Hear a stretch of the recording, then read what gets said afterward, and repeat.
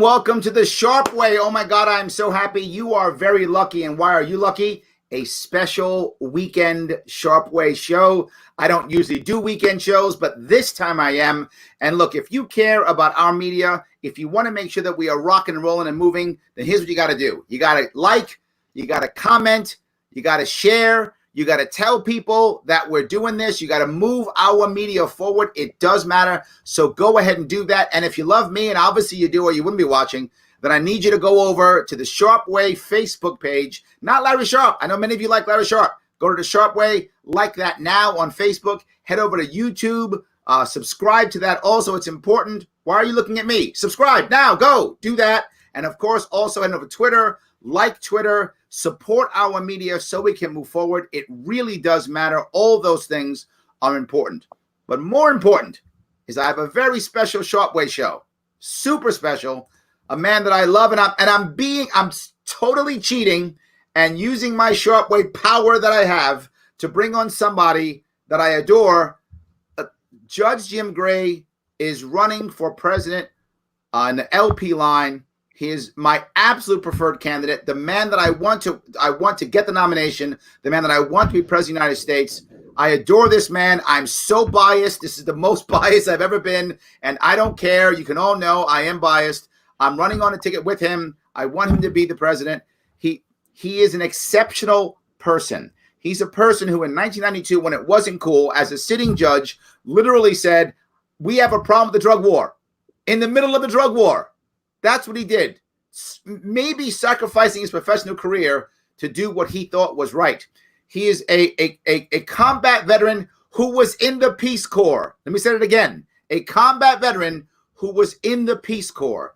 This is someone who we should be talking about, and I'm so happy that I have him. Welcome, Judge Jim Gray.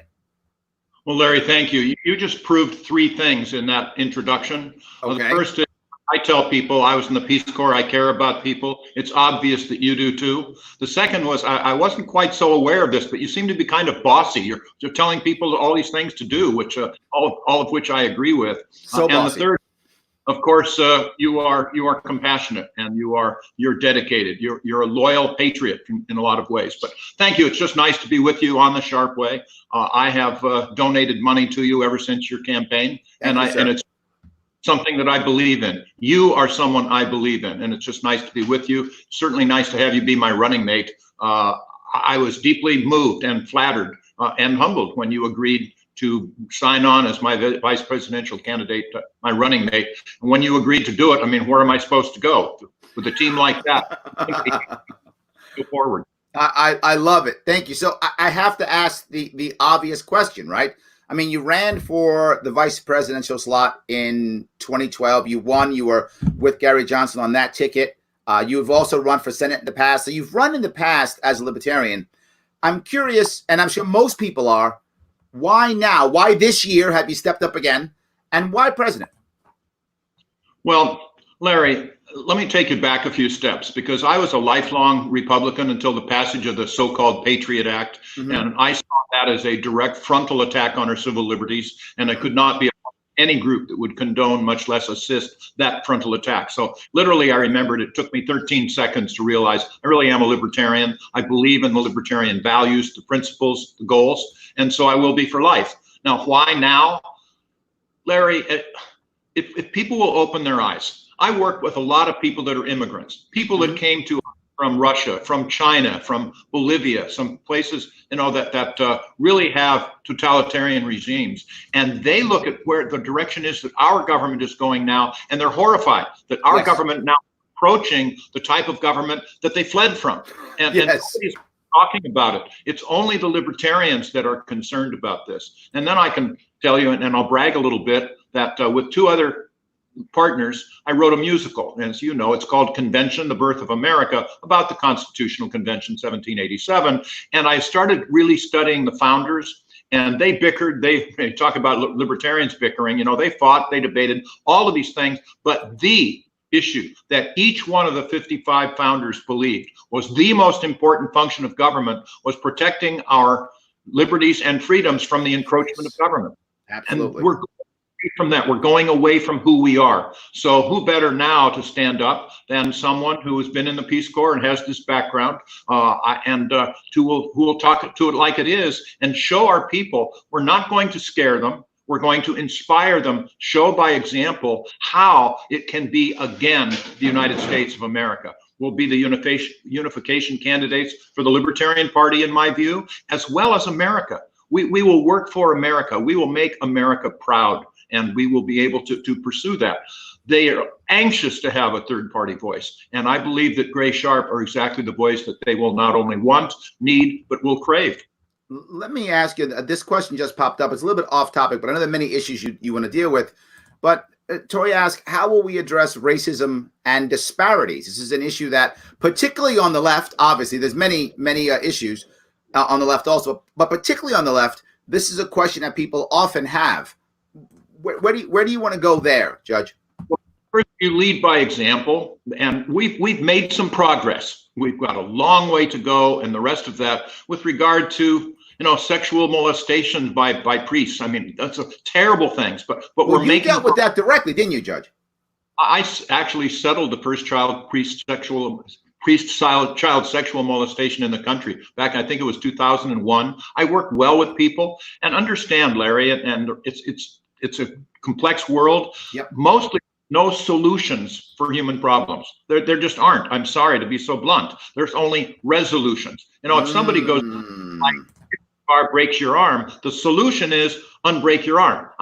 Keep from having gone through the pain. I can't do that. So it's only imperfect. And it's the same thing with regard to our history of slavery, of Jim Crow. It's abominable, but it was there. And we need to gather ourselves as brothers walking forward. And who better than libertarians? I like what you just said. There's no solution, but there's a resolution. I think there's an important piece, right? Often when I bring up any race relations, ethnic, gender issues, any of the inequalities that we've had throughout our nation, some obviously government sponsored, right? Inequalities that we've had, there's no way of going back and saying, well, it didn't happen, right? We have to somehow come to a point where we go, all right, fine, we're good. At one point, we have to do that. At one point, we have to. And I see what you're saying. You're saying we have to simply first accept it, right? I mean, this is the thing that I deal with constantly when people deal with race relations. I deal with it too.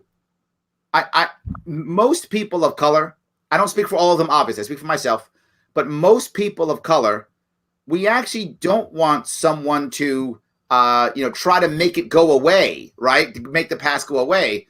We really just want to be recognized that it happened, right? We want to be respected and go, yeah, that happened and it affected us. And there was an old, and for some of you who don't watch South Park, there was a South Park episode a couple of years ago, the old cartoon show from Comedy Central, where there is one of the characters, his father says the N-word on TV, and now there's one black kid in the school, and so the child of the son, of the father who said it, goes in and goes, well, he said he was sorry, and don't worry about it now, and he talked to Jesse Jackson, and it's all good now. And the kid goes, that's not what it's about. You don't get it. And at the end of the show, he literally says to the white kid, says to the black kid, you know what? I don't get it. And he goes, yes, thank you. That's all I wanted you to say. I just wanted you to respect that it's a situation that you can't get, and it was bad and it happened. And I think that's a critical piece, Judge. And I'm glad you're going there. You're not saying I can fix all the problems. You're saying we can try to resolve them and make them better. In my cases now, I try to mediate cases and help people resolve their disputes. I can't make it right, but what you do is you address it, you understand, I'm sorry this happened, and then you pick yourself up, dust yourself off, try to make some amends, usually with money, whatever, and then aim you in the right direction and get on with your life. Yeah. But that's the best you can do. And with the Japanese internment camps, just a blight on who we are. We have formally apologized to those people who were interned as well as their descendants, which we should have. We should recognize that this was an atrocity. Slavery, Jim Crow, all that sort of thing is not who we are, and we need to address it. Yes, there's still some crazy people out there. There always will be. A lot of people try to build themselves up by tearing other people down, but we recognize as a country, this is what happened. I apologize. I'm sorry. Let's, as brothers, pick ourselves off, dust ourselves off, put our arms around each other. Now I guess we can only elbow bump. Now we got to do fist bump. and then move on. And that's who we are, and recognizing without ignoring the past, but moving on. So that was one question they asked, but I want to go to you though, right? Obviously there's dozens of different issues that we, deal with in this country. Are there one or two or three that are kind of the top of your list? Again, Larry, as you know, it's only the libertarians that are addressing this issue. And that is, I was a chair for a while of the World Affairs Council of Orange County, and we bring in speakers that speak about foreign policy and the rest of that. And one of them was an ambassador, very successful, been an ambassador to 3 different countries for us, highly placed in the State Department, gave us really insightful talks. The first question after that was, Mr. Ambassador, what is the biggest security threat to the United States of America today? And without blinking an eye, he said, it's the deficit. Now, this is something that is mortgaging our children's future, our grandchildren's future. And you've heard me tell this story, but it makes me proud and kind of surprised at the same time that on April the 21st, I became a grandfather for the first time. So April 26th, 5 days later, I was holding my 5-day-old grandson named Hudson. And I looked down at this, just this miracle of birth. It was just something amazing. And then the second thought I had was, okay, Hudson, you're $76,000 in debt, pay up. Now, it's our children, the Republicans, the Democrats. No one is talking about this or taking it seriously. Right. Now we're giving 2.2 and almost $3 trillion, which we don't have, or we're borrowing, or we're printing. That's going to hurt Hudson.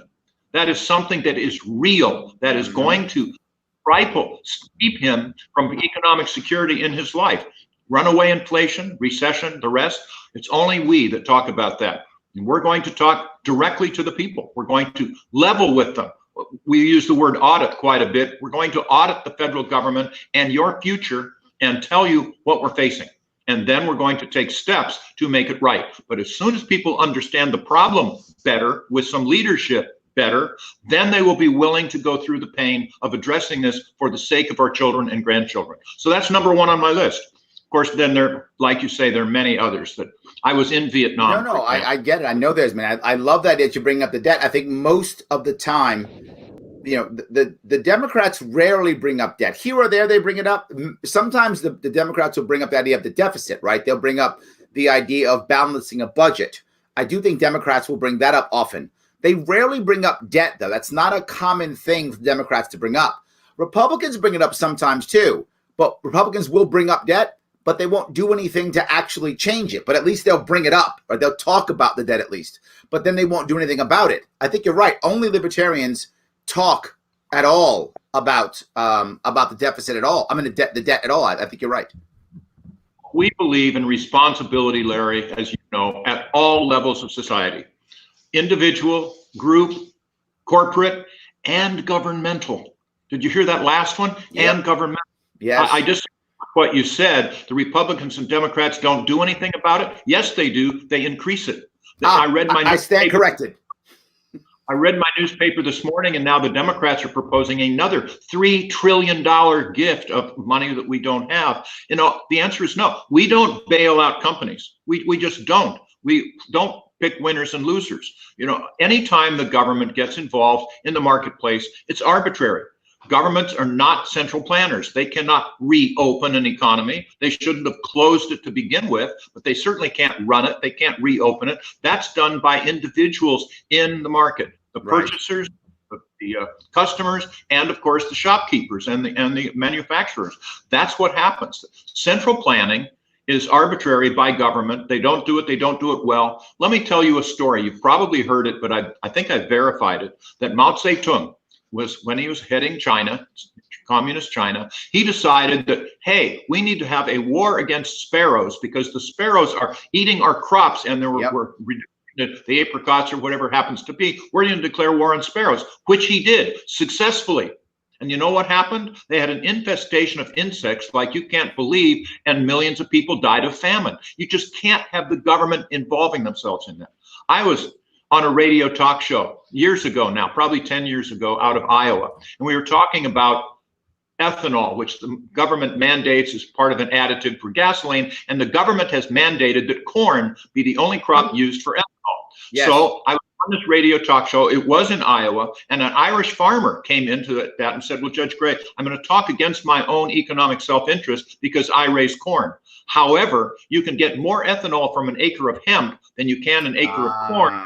Yes. Will not clog your carburetor, but the corn will. Now, look, there are many things I'm not an expert in, and that's certainly one of them, but the market figures this out quickly. But the government is artificial. Now, why would the government do that?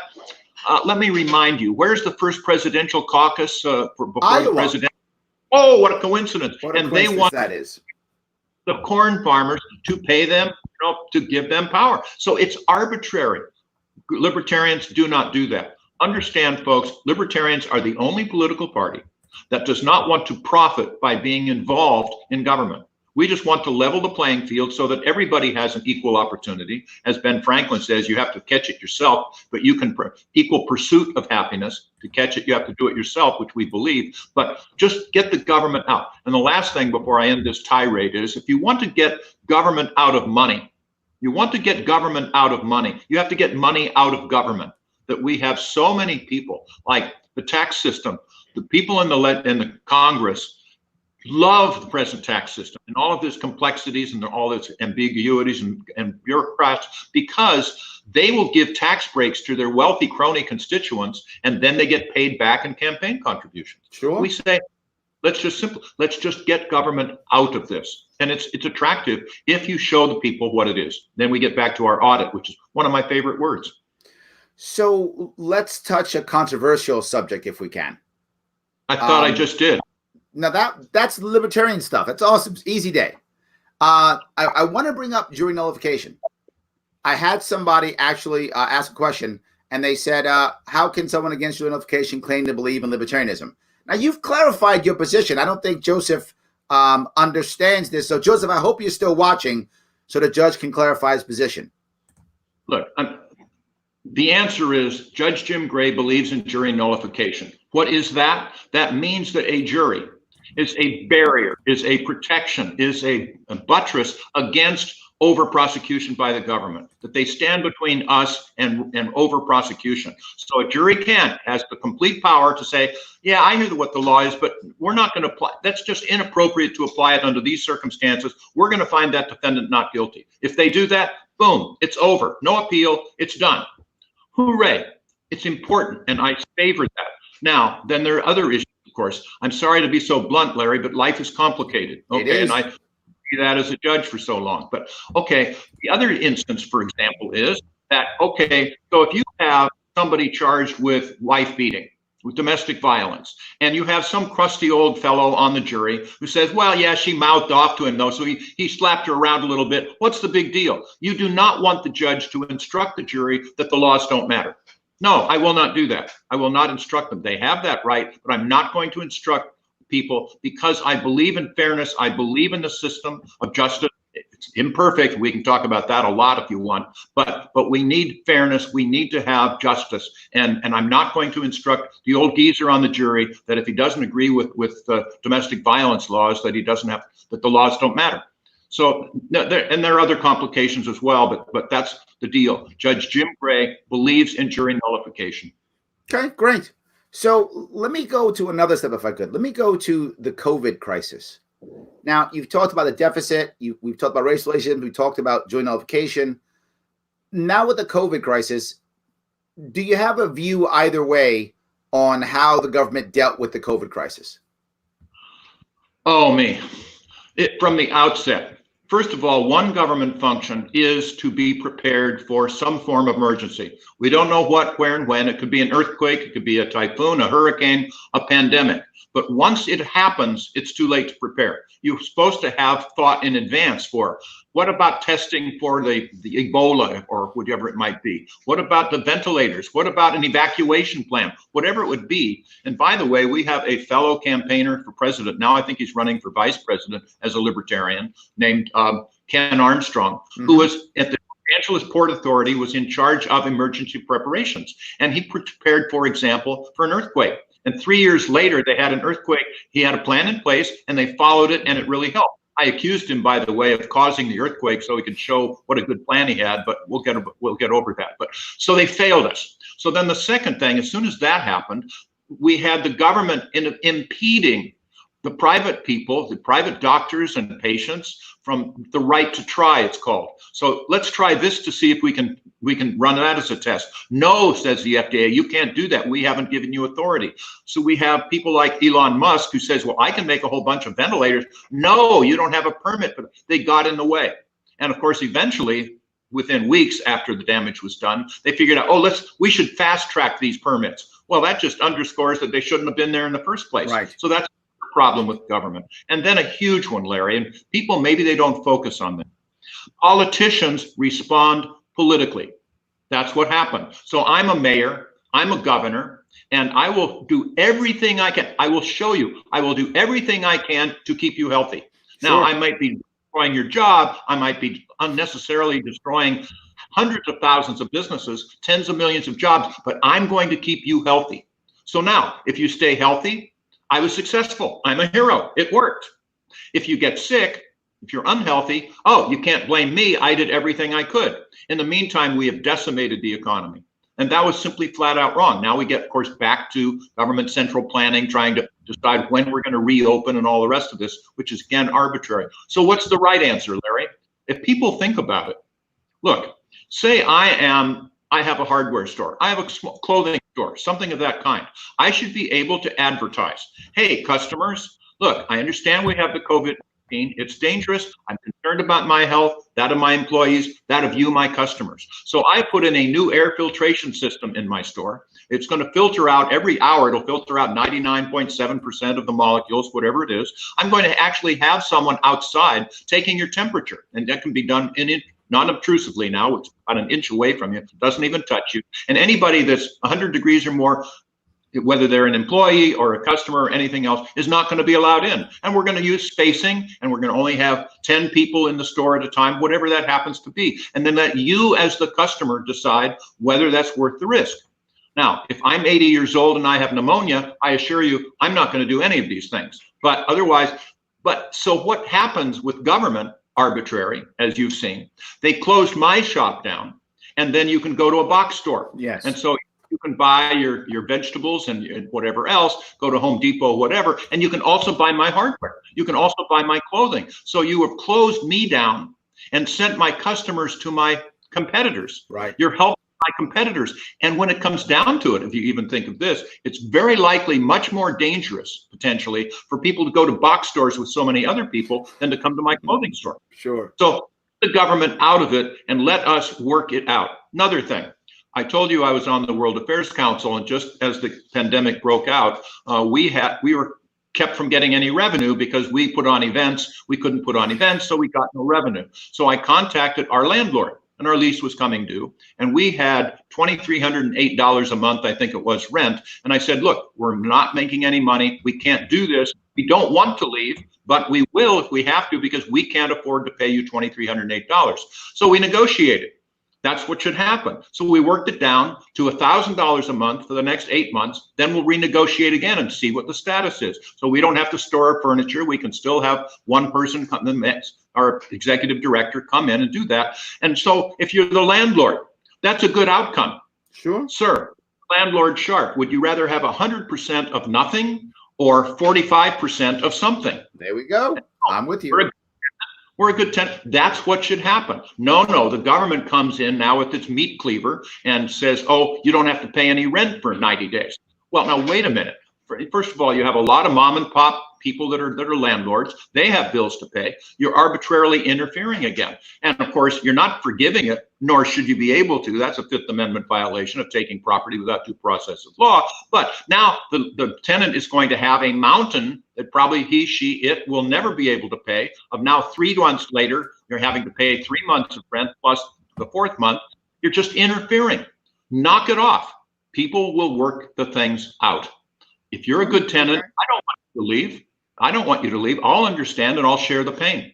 It's the government that causes the problems. Libertarians, government would simply not be in that position.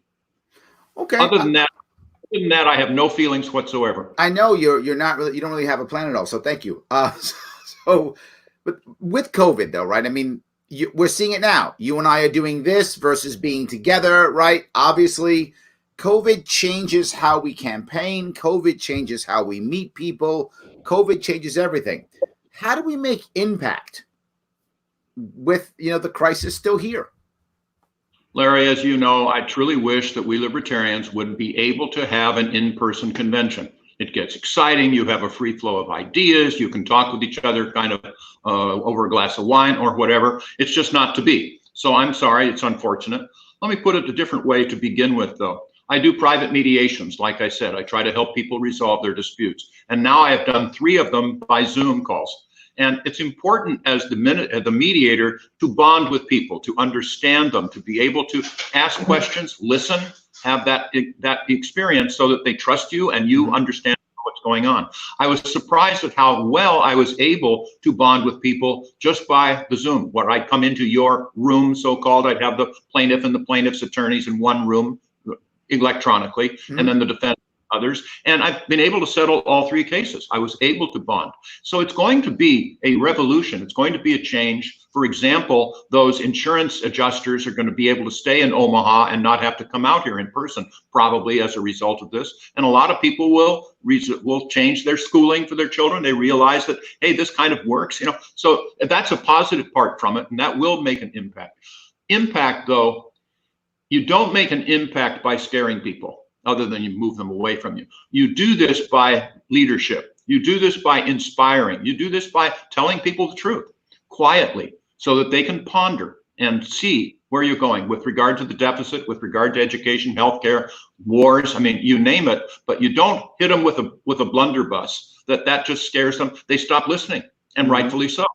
So, for example, with healthcare, I will repeal Obamacare, for example, which, by the way, I would, but immediately then 50% of the people that are listening to you say, you don't care about me. Well, of course I care about people. So you have an alternative plan, which we do. And I would personally use vouchers that people could use on the private sector based on a sliding scale, so that they could use it to purchase health insurance if they needed to, or even their co-pays if they needed to, and then allow the free enterprise system, the private doctors, the patients to work with each other. I mean, it's a different approach. I'll ask anyone watching, Larry, you've heard me ask this before, but I'll ask any of our viewers, have you ever seen a time in which the government went into the marketplace in which prices did not go up and quality and goods and services went down?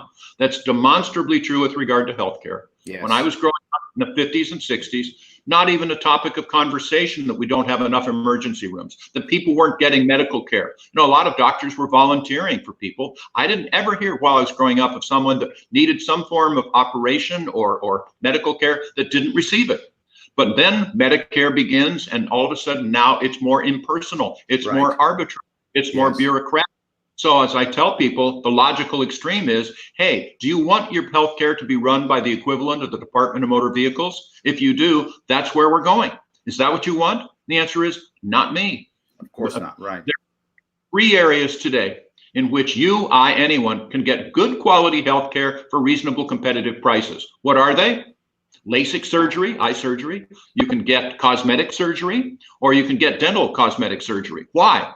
Because the government's not involved, because you don't have the insurance. So you come to Dr. Sharpe and he will give you payment plans and give you good quality for reduced price. All that sort of work. There you go. Well, okay. So you'll, I don't know, one way or the other. These are things that just It isn't, it mommy government. Milton Friedman used to say, he's one of my heroes. And one of these things is that Milton Friedman would say, hey, if you're going to have all of these angels of government that are come in and do the right thing, where have they been so far? Right. And he also said, this would be a revolution in our country if we were to adopt this and take it seriously. We should judge our programs by their results, not intentions. And that would take care of the minimum wage. You know, it's better. I'm going into different subjects, but it's all connected. Keep going, Judge. Keep going. Don't stop. You're going. Well, I don't charge by the word, at least not this time. So I'll keep talking. But it would take care of the minimum wage, for example. Oh, it means well and the rest. So it's better for society, clearly, in my view, to have 100 people working, for example, for $10 an hour than 65 people working for $15 an hour. You know, and as we say, which is true, that you can't climb the economic ladder unless you get on the first rung. Right. Get them that experience, get them to learn job reliability, and a good work ethic and the rest. There's some people, blunt as it is to say, that are not worth $15 an hour now. And if you don't believe that, the next time you go into McDonald's or Burger King or whatever, it used to be that you would order your Big Mac or your Whopper to a live person, to a cashier. Now you order it through a computer for exactly that reason. No, if you'd have it lower, then they can get that work ethic and progress. And then we have programs, and you can talk about this if you want to, where we will convert the whole welfare system from a crutch to a ladder, and everybody will be better off because they will have incentives to earn that extra dollar, incentives to improve themselves, which is today almost totally lacking with the welfare and Social Security state. So let's stay on that impact if we could. Do you have a plan to get more press? This is what Myron asked. Do you have a plan to get more press? That's part of the impact, right? How do we do that? Well, it is. And we have a plan, as you know, Myron and Larry, to win the election. Now, look, I'm not naive. We're a small party, but let's face reality. Tough thing to do. No, California, we will never have those tens of millions of dollars and that recognition and that motivation or locomotive to compete in California, at least not at the beginning. Sure. Biden is going to win California. Trump is going to win Texas. Biden's probably going to win New York, that sort of thing. What we're going to do is select 5 small states that are independent. And then Larry Sharpe and I have both agreed we're going to spend a lot of time there. We'll funnel our resources there. When I was campaigning before in 2012, I got a lot of local media. And Larry, I know you got a lot when you were up in North New York. So a lot of local media will be there. And then you meet with people. And we'll go to their town hall meetings when they're open, or their Kiwanis clubs, or their grocery stores. And we'll look at them and look them in the eye and say, your vote will make history. Why? Because if we get, what, 38%, 40% of the votes in your state, we will win that state. And if we win 2 or 3 small states, then we will get enough electoral college votes, very likely, to deprive the Trumps and the Bidens of this world from being able to get a majority of electoral college votes. Then it goes to Congress. And I assure you that, first of all, they are restricted. No Democrat in Congress is going to vote for Trump, ever. And no Republican in Congress is going to vote for Biden, but they're restricted to the top 3 finishers. We win the election. And I tell people, you know, we have a really good, solid 3.7% chance of that working. The more I talk about it, the more it keeps going up to 3.9, maybe even 4.1. But okay, what if we don't? What if that doesn't come to pass? What if we just win? Myron actually asked that same question. He said, yeah. What if we don't? Myron's ahead of you, Judge. Okay, well, I'm catching up, because if we were just to win 1 state, for example, that will be a revolution in itself. Anytime you now see these election vote maps for blue states and red states, wait a minute, what's that gold state up there? Oh, that's libertarian. That will be a revolution in itself. Plus, as soon as we start making progress in Idaho or South Dakota or Alaska or New Hampshire, wherever it is that we're funneling these resources, it's going to make national news. People are going to see from Texas or from Virginia, hey, what's going on in New Hampshire? These are libertarian. They're making progress. We want to cover that too. Oh, they're making sense. So we will be able to do that. Plus, Larry Sharpe, Judge Jim Gray will present a campaign that you will be proud of, that you'd be able to share with your friends, your neighbors, your family. It's not going to scare you. It will inspire you. That will help our down ballot candidates as well. That's another victory. If you have people out there saying, I'm going to tear this wall down and I'm going to bring all the troops home or destroy the Pentagon or whatever they're saying, it's going to scare people, and that will harm the down ballot candidates. Down ballot, of course, insurance commissioner or a city council person, Sure. or those sorts of things, assembly. So we will legitimize, we will change the nature, the culture of libertarianism around the world, the country. We're going to make libertarianism accessible, understandable, and that will be victory all up and down. It's exciting doing this. I have Adam asking me, we get he loves the domestic issues. How about some foreign policy, Judge? You just kind of touched it a little bit. Give us a little bit of foreign policy there. You touched it. Can you go a little bit deeper on that one? Of course. You've probably heard of a man named Ron Paul, Larry. I expect you have. I have heard of him. I've actually met him a couple times. Well, it's an inspiration, and it's his statistics, and I believe it, that we have right now something on the order of 400 military reservations in other countries around the world. Now, look, let's conduct an audit of those. Let's look at them, particularly from a military standpoint. Forget the politicians. Are they necessary for our job, for our national interest, our national security? If they are, then reinforce them for all I care. But almost certainly, just a modest audit, 45 days, you'll be able to see that at least 300 of those 400 are not necessary, that we could close those down, depending, of course, upon the commitments we've made, our agreements, our contracts. We'll have to respect those, renegotiate them, ease them out, do whatever we need to. But within a year, 2, 3 years, we should be able at least to close 300 of those bases. Now, I follow up with that saying, I love New Zealand.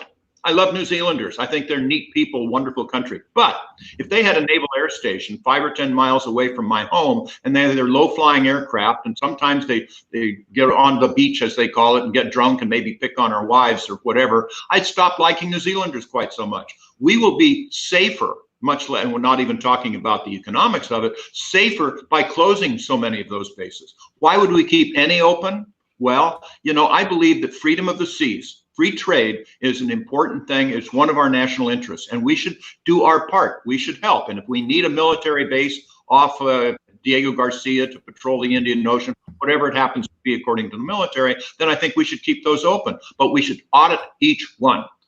Foreign policy as well. I'm going back to my World Affairs Council again, Larry, but prior to one of our events, we had the Consul General from India and the Consul General from Germany present, and I was just standing there having a glass of wine with the three of us there, and I said, look, Consul General, what does the government of Germany really think about the government of the United States? And he went through, he's a diplomat. Oh, we're wonderful, and yes, we're partners, and we love each other, and the rest. I said, I understand, you're in the diplomatic corps, but what do you really think? And he looked at me and said, you treat us like children. You're not a partner. You dictate to us, and you dictate, push us around like children. And then the Consul General from India said, I feel exactly the same way. And the answer to that is no. We will be partners. Of course, we'll respect our national interest and the rest, but we will be partners such that we can work with people, negotiate, and then, of course, be careful of, remember George Washington, those entangled alliances. We have many, and we should audit those as well, but we're going to be a partner in the world. Now, there are some things with regard to foreign policy that I assure you, don't tread on me, don't tread on anybody. If somebody treads on the United States of America, they will soon wish they had not. That we're going to be careful on that. We're going to be prepared, but we're going to, not the policeman of the world. Under any circumstances, the world will be a better place in a lot of ways. Larry, we have been in Afghanistan. You have been in the Marine Corps. We have been in Afghanistan for what, like 18 years now, something like that. Still have fighting troops in Afghanistan. I ask you, I ask anyone, government, anywhere, Pentagon, what is the goal? Nobody knows.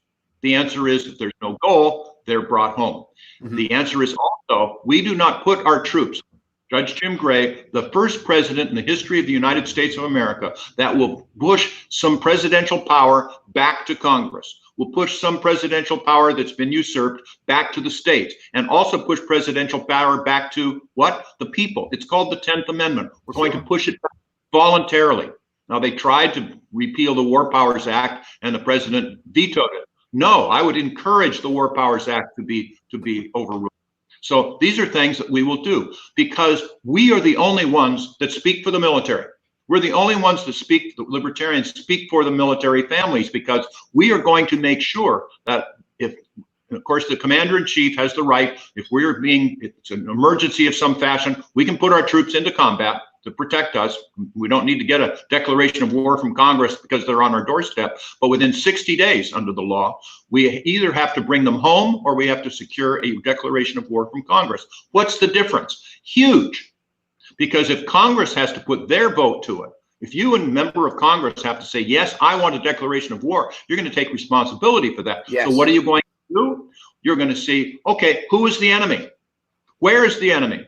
What's the threat to our security, our national interests? What's our goal? How will we know when we reach it? All of these questions were never asked with regard to Vietnam or Iraq, which, by the way, was the biggest mistake of my lifetime. It's disrupted that whole area of the world, causing untold tragedies. Syria now is just a disaster in many ways, caused by the United States government. It's going to be open. Going to look at it. Going to change it. You brought up the idea of veterans, that we speak for veterans. What other niches do you think that we have here in this? Right, we're going to have to somehow make enough impact and grab enough people to go, you know what? Let me forget about my other issues and let me jump on the libertarian train. How do we do that? What niches can we grab besides veterans? I get the veteran piece. Are there other niches that may naturally come to us? For heaven's sake, yes. There are so many schools in our country today that are failing our children. And if that happens, they will almost certainly never reach their potential. And all of the studies show, regardless of economic levels, if you provide quality education to kids, they will all learn at pretty much the same level, but you're keeping them down. What do you do to get through that? You empower. It's a good word that I use all the time. You empower the parents to choose where their money is going to be spent. The government money is going to be spent to the education of their children. In effect, the slogan there is your education, your way. Let me ask you a fundamental question. Who's in a better position to decide where and how your child should be educated? You as the parent or the government? My wife. Never. That's now there is hope. There is hope. But never have I ever had anyone say it's the government. No. So some students, look, they will never may be a professor of economics. They just don't lean in that direction. They'd be a wonderful aircraft mechanic. They'd be great at programming. They'd be great electrician. Let their parents choose a vocational school for them. Works fundamentally well in Germany. You'll get these people to be able to have a skill to be able to support themselves. Others can go on. I was with Milton Friedman again. Remember that? It was actually at a conference, 1993, long time ago. We were talking at Hoover Institute at Stanford about the drug war, and I was chairing the conference, etc. Then at a recess, I heard Milton Friedman talking about what he called school choice. And I said, well, Dr. Friedman, I'm a product of public schools. I don't want to harm public schools. And he said, Jim, let me ask you two questions. This is literal. If you were the parent of a high school age child, what country in the world would you want your child to go to get the best education that he or she could? And I said to myself, well, probably not the United States of America. He said, I agree with you. Second question, if you are the parent of a college age child, what country in the world would you want your child to go to get the best education he or she could? And I said, well, probably the United States of America. He said, I agree with you as well on that, because there's competition in college. The parents can choose where their money is going to be spent. There's no competition in the lower schools. He changed me at that point. I care about our children. I want them to get the best quality education that they can. And everyone will gain by that because you bring in competition. I expect you have a cell phone, do you not? Maybe you're even watching computers now. That was not created by government. When they began, yes, they were expensive, somewhat clumsy, and look at them now. They're quality, they're great quality, they're fairly inexpensive because of competition. So I was in Milwaukee, by the way. It was kind of embarrassing in 2012, and was going through this with regard to school choice. And they started wagging their fingers at me like, no, Judge Gray, wait a minute. No, we don't have any bad schools. We've had school choice here for like 8 or 9 years. All the bad schools have gotten better, or they've gone out of business and others have replaced them. We don't have any bad schools anymore. So everyone wins. Everyone wins except the teachers that can't teach. And today, you see this in New York. You are the epitome of the ridiculousness of this, because as I understand it, New York City last year paid something in the order of $10, $12 million to pay teachers not to teach because no principal, they either had their defects, they couldn't teach, whatever, but they couldn't fire them. Okay. We paid 8 figures to have teachers show up and sit in gyms and sit in lunchrooms. Yep. Yeah. Yes. I mean, it's the height of absurdity. Yes. So, and you get into public schools, teachers are not dumb. The better teachers realize there's more money in administration than there is teaching in the classroom. So the better teachers are actually gravitated out of the classroom into administration. Or out of education. Yep, that's right, higher education indeed. So all of these places are overrepresented in administration. You go to a private school, they have many, many fewer administrators and smaller classes, and they cost less money. DC is the epitome of example there. It isn't a question of money. They get more money per child in the District of Columbia than pretty much anywhere else in the country, and their schools, as I understand it, are abysmal. So who are our constituents? The parents and their children in the areas in which pretty much they're lower economic. I wrote a op-ed piece, Larry. You haven't seen it yet, but I'll send it to you. And it's called An Open Letter to the ACLU, to the NAACP, and MALDEF, saying, again, we have too many schools failing our children, mostly in the lower economic areas, which means, regretfully, and many times it's African Americans and Hispanics. These are your constituents. These are people that you purport to represent. Why are you not leading the charge to empower those parents to choose where their child will get educated? They will demand excellence. They will receive it. Why? And I'm going to confront them with that during the campaign. We win the nomination, we will scare them into having to respond. I know the answer as well as you do, because a lot of teachers unions are paying good money to kill you. It's money. Their constituents be damned. I want the money. Absolutely. Not that way. So let's make another shift because a question came up. What do you think about the Fed? Most people don't know what the Fed is. And if you're going to strike down and abolish the Fed, people get scared. I mean, oh, what's the Fed? Oh, it's mother government. It's helping us. No, it's a private bank. It's just a private bank. And they have printing machines. They can print money like crazy. And so you focus on this. You educate people. You show them that audit the Fed. We will wither it away. I have actually a couple of University of Chicago trained people in economics that we will put on the Fed, and we will restrict and educate. And pretty soon we will be able to show the world what's going on here, and the Fed should be restricted and then eventually put out of business. It was Richard Nixon, by the way, the Nixon administration that did a disastrous thing, in my opinion, for our economy, and they took us off the gold standard. Mm-hmm. So at that now we can start borrowing money. Remember, I had silver certificates growing up. That meant that they actually backed by silver. Yes. Okay? Now they're Federal Reserve notes. There's a difference. There's nothing backing them up. So these are things, again, we just need to be straightforward with our people, not kick that can down the road. There's no road anymore. Now it's kind of a little pathway that's kind of bumpy. That can is just, we're going to have to pay the piper. We're going to have to level the American people. They can take it. We're Americans. As long as we understand that people are telling us the truth, we will rally around. We will share the pain if needed, and we're going to make things better for our children and grandchildren. Remember Hudson. Right. Yes, your grandson. Absolutely. Let me go to one more, if I could. Would you attempt to restrict the police state? Things like restricting cameras, the security state, militarized police force, NSA, all those types of things? And the short answer is yes. It's a really concerning issue. I understand, in fact, I read a column written by a newspaper man who went over to China and was in some large city in China and voluntarily let them take his picture. And then they said, okay, surreptitiously go out into a public sidewalk and start walking. And he did. And they not only found him within 15 minutes, but they also summoned the police and had him surrounded within 15 minutes of the time that he started walking out there. They can tell who you are. They can tell where you go. Your cell phone, they can track us all the way. No, the answer is no. If you want to track Larry Sharpe and figure out where he is because of his cell phone, get a warrant. Have probable cause. Judges like me are not bashful. If there's probable cause and you're a terrorist or you're a child rapist, whatever, I'll issue the warrant. But otherwise, the answer is no. Why? Again, like we said earlier, the most important function of government is protecting our liberties and our freedoms from the encroachment of government. And of course, the more that technology changes, the easier it is to track us down. And we have to stand up and put those protections in place. Libertarians are the only game in town to do that and keep our soul. Our soul is our freedoms and liberties, and our soul is under attack by our government. Vote Libertarian. Does that, in your mind, also cross to warrantless web browser searches, or is that different in your mind? No, it's not different. It's not different.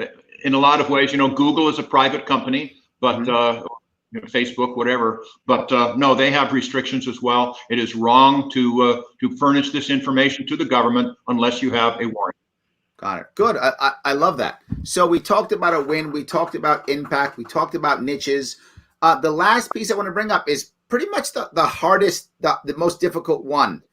How do we deal with all the fear, Judge? Everyone's afraid. We're afraid of COVID. It's going to kill us. We're afraid of the right is going to kill us. The left is going to kill us. The Russians are going to kill us. The Chinese are going to kill us. Everything bad's going to happen. There's fear everywhere. And my worry, obviously, is you've seen before, when people are afraid, they tend to fall back into their old ways, right? So if I lean right, I'm going to run Republican. If I lean left, I'm going to run Democrat. How do we get around that fear? Well, it's not easy. Fear has been used by tyrants since the beginning of mankind. Absolutely. They're good at it. And I equate it to the Battle of Britain. And the British, I thought, were really solid people, that when the sirens went off and the bombs came from the sky, because it was literally hell raining down on them, they took precautions. They went down to their bomb shelters. They took precautions. When the all clear sounded, they went back to their regular lives. That's what we should do too. We should be prepared. We should have the government regarding pandemics. We talked about that, but we have to be adult. And we have to understand that fear has been used forever. For example, and I told you I left the Republican Party with the passage of the so-called Patriot Act. I understand, I'm not verified, but I understand this written bill had been on the shelf for like 5 years, but they used the opportunity of 9/11 for fear to bring it out and get it passed. Now there's something the DOJ, I read recently, is going to, in effect, try to suspend habeas corpus by going, because we're in a crisis. Well, will this crisis ever be over? Will the war on terror ever be over? No, I defy anyone in Congress or in political office to say, hear ye, the war on terror has been won, it's done. It will never happen. So we're still having Guantanamo Bay, for example, which is an atrocity. It is a blight on who we are as a country. By the way, one of the first things that President Gray does in office is announce, okay, Congress, before the president, I think it was Obama, asked you to close Guantanamo, and any people that were there that are really bad dudes, bring them to our country, we'll give them a trial and arrest.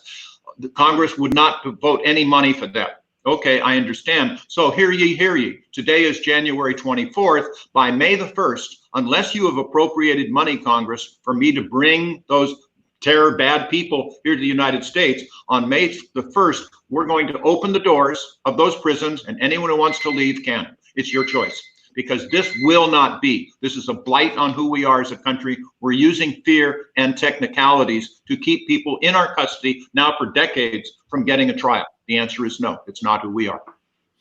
Well, Judge, I'm glad you came by today. I appreciate that. And you're getting a lot of people with a lot of comments. I appreciate it. Maybe you can go through some of them a little bit later if you want to answer some questions I couldn't get to. Is there anything you want to bring up before we wrap it up? This is a time, I still view myself as being in the Peace Corps, Larry. I have a wonderful partner. We're wonderful people around the country that want to do the right thing for the right reason. And I think that we're going to have something that we will be proud of, that people will be proud of for us, and that we're going to level with the American people. As Jimmy Carter, I think, once said, I will always be open with you. Well, as we say in the game of bridge, only a dummy puts all his cards on the table. I'm not proposing. But whenever I say something, just like in my mediations, I will believe them and they'll be true. I won't say everything, because we do need some national secrets and keep the confidence of other countries that we're negotiating with. But when Larry Sharpe tells you something, you can bet it's going to be true. We're going to level with you. We're going to overcome these problems. We've always had problems in our background, in our past. We're going to group together, treat people decently, treat people well, get government out of your bedroom, get government out of your wallet, get government out of your business. No, get government out of your way. It has a place, it has a function, it's much too overdone. We're going to let you pursue happiness, and we're going to all be better off for it. It's just a pleasure to be able to share thoughts with you. I'm proud of who we are. Go to graysharp2020.com. I think you'll be pleased with what you see. If you want more information, I have written more about issues than any presidential candidate in history. Go to judgejimgray.com. Gray is, of course, Gray, judgejimgray.com. Read what I've called one man's libertarian white paper. It shows what a libertarian world would look like. It cites Thomas Jefferson. Remember that fellow, a prototypical libertarian who said, I don't care if you worship one God, 20 gods, or no God. It doesn't pick my pocket and it doesn't break my leg. In other words, just live and let live. You as an adult should be able to live the life that you wish, as long as it does not wrongly affect other people's rights to do the same. We're a libertarian party is really a libertarian of love. It's a love of people. It's a love of thriving, of being together. We're compassionate. We will set up a safety net. We can talk about that again if you want to, but we will make America better. And you join us, you support us, you help us move mountains. Even if you don't, I promise you, we will do you proud. Larry, I'm proud to be with you in this race. We're going to be the unification of the Libertarian Party. I believe we're going to be the unification of America. Let's get at it, Judge. Thank you, and I'm happy you came. Everyone, thank you so much for watching. I appreciate it. It's a special weekend Sharpe Way show. We'll be back in regular stuff coming up next week, but thank you so much for watching. I will see you all on Monday.